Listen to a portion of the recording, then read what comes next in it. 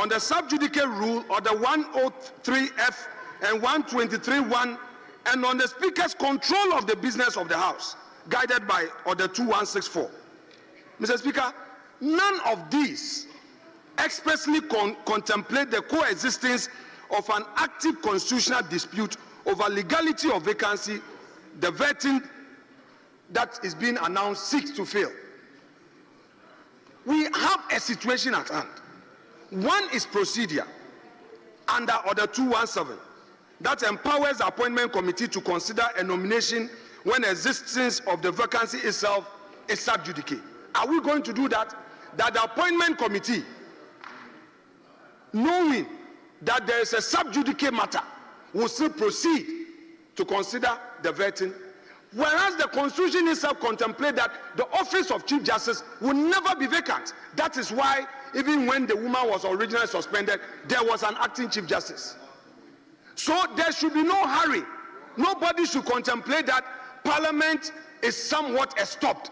That seat is not vacant. However, proceeding to vet a new person to fill that office will be rendering the application of Justice Gertrude Esabatokonu odious. Mr. Speaker, the second is constitutional. We would be proceeding on the part that would amount to a legislative interference with judicial process, contrary to Article 1253 and 1272. Mr. Speaker, which vests judicial power exclusively in the courts and oblige all state organs to protect their independence and effectiveness. Mr. Speaker, we have under Order 20 of our rules, 24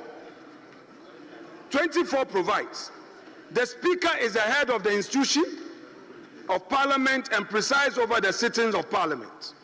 4, the Speaker shall A, uphold the honor, dignity, and the sanctity of the House. Mr. Speaker, if you read this provision in conjunction or together with the relevant provisions that protect the independence of the Constitution, we are being called upon, therefore, Mr. Speaker, to ensure that Parliament is never seen as bringing any other state organ into disrepute.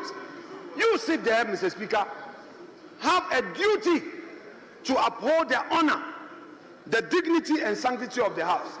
If this whole Parliament, in view of its own precedents, not long ago, in March, when Afenyo Makin and Habib Idrisu and Vincent Assefa had an application, which application was to determine a governance and practice issue,